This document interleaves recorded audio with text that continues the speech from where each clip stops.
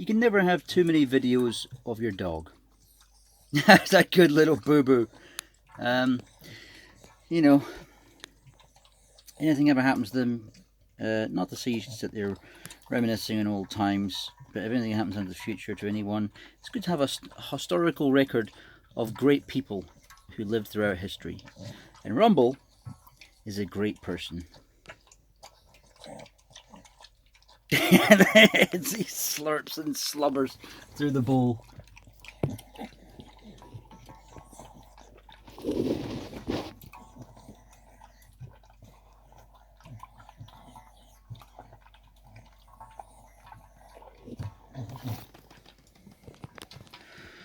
Rumble never used to like food when he was younger, and now he lives for it. He's 14 years old on the 30th of October this month. Yes, wee man. And he's found cancer in his balls, and he got breast cancer, it seems like, and something else in his stomach. Looks like a skin cancer that just erupted. So everything came up really quickly after getting a cancer cut out of his leg. So it fucking sucks, because he'd been with me around the world. You know, he started in New Zealand, went around Asia to the UK, and then around Europe, and then to the USA. Now he's back in Europe now. The only continent he hasn't been to is Antarctica and Africa. Hey, wee man. I think 30 countries he's been to.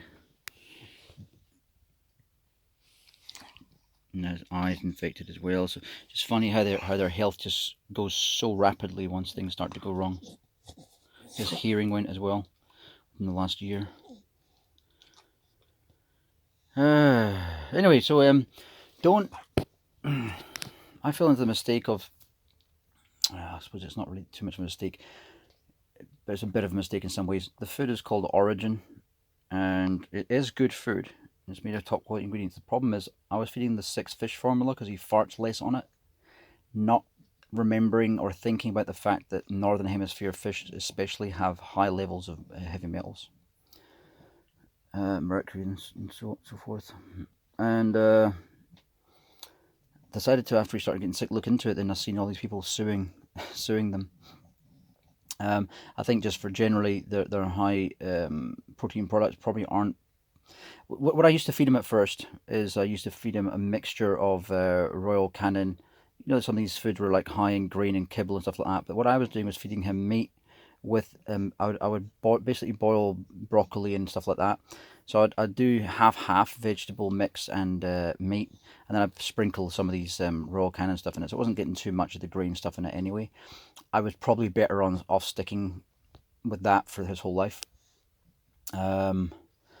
But 3 years into his life, I discovered that food, Orijen. It's the #1 food in the world. There's a few copy ones. I fed him that as well, like Simpsons in the UK, or what's it called again? Blue something in America. Blue Orijen, I think it's called. Yeah, or Blue Wilderness. Yeah. So I fed some of those ones, and I think the problem overall is not just the excessive protein. It's probably too much for them.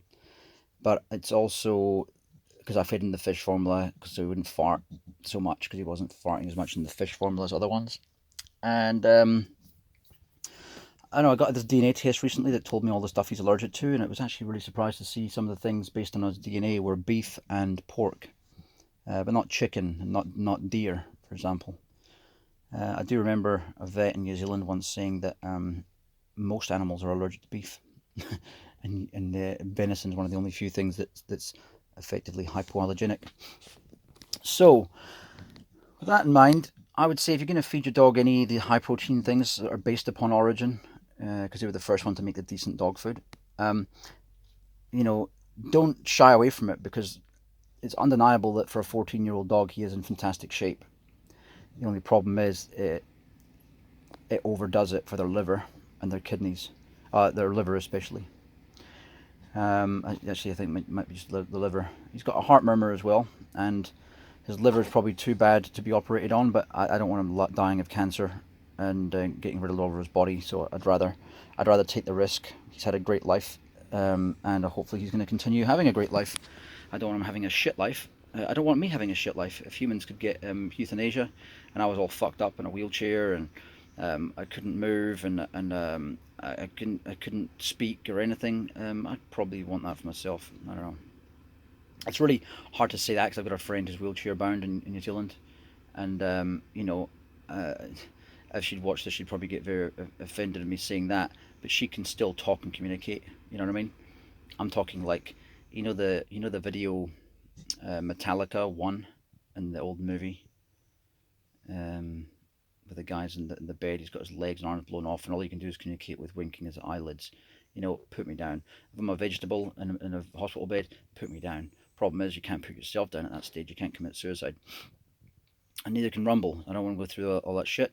So I'll take the chance. I'll see how it goes. Hopefully, it gets another year, 2, 3. Who knows? Um, but yeah, be wary of certain dog foods. I would just say,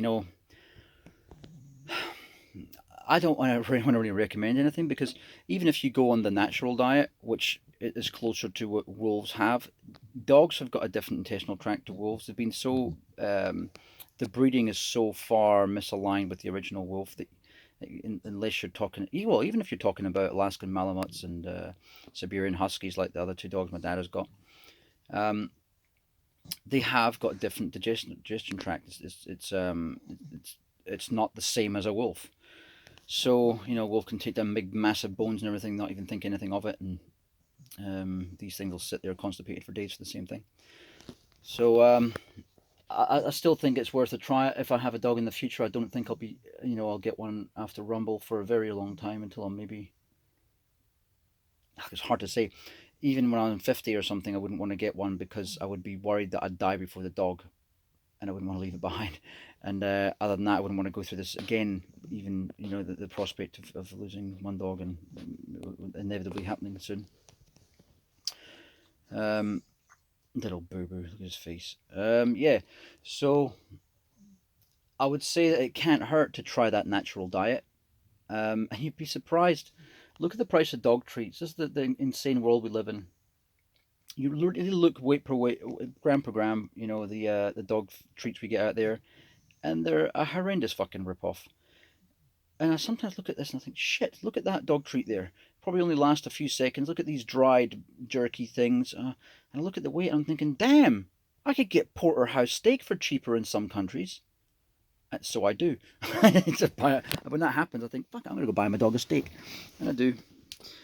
Um, Anywho, give you an example, in New Zealand they sell this stuff from a place called Pet Essentials, and it's called it's like mixed up possum and all that sort of stuff. You can get all different ones, heart and a bit of garlic in it. It's just raw meat. You can cook it if you want, or you can give it to your dog raw. You can actually buy it in America, fucking Slovenia too. Let me show you. From Interspar. So the thing is, this one's beef. I do think you get a different flavour, but it's just, let me show you here. So I was looking at it. In New Zealand they're in cubes, but here they're actually put, the cubes are even in half, so you can give half portions if you want, and just thaw it out. And it's actually good quality meat. It's probably a little bit on the fatty side, but hey, it's animal grade. What else? Let me just put that there. Oh, give me a break. All the ice falls on my shoes, of course. Excellent. Yeah, so that's one thing you can do.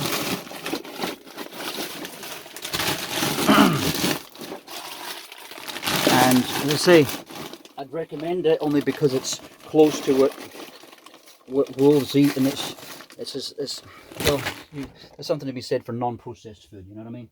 So I would really say, when it comes to dogs, maybe a little bit of kibble, because at the end of the day, human beings need fiber to let stuff go through their gut properly. So the dogs are omnivores, not carnivores, like cats are. Cats can be fed on basically fat, and they wouldn't die. So yeah, I would say vegetable intake. Dogs, a wolf goes for the stomach of an animal. You know what I mean? That's vegetable intake. Just something that's kind of boiled and easy to digest. Although some people say that they should be given raw vegetables like juice. That's still easy to digest. So I'm going to be going down that path after he gets his cancer cut out, to see if I can somehow feed him vegetables, raw stuff and juice and boiled stuff that's that he'll actually eat, because he actually loves asparagus. He loves broccoli is his favourite, and cauliflower, but he farts like a mother. But mind you, that's I think cauliflower's on a list of things he shouldn't have on that DNA test list. I'm just going to try it out, see what I can do. Maybe just post some videos about this and see how I get on. You know, I can't just leave him to it and see. Yeah. Damn it. Yeah, it kind of sucks. Thanks to Bitcoin for allowing me to never have to worry about operations and spending money on my dog, and having to work as a system slave.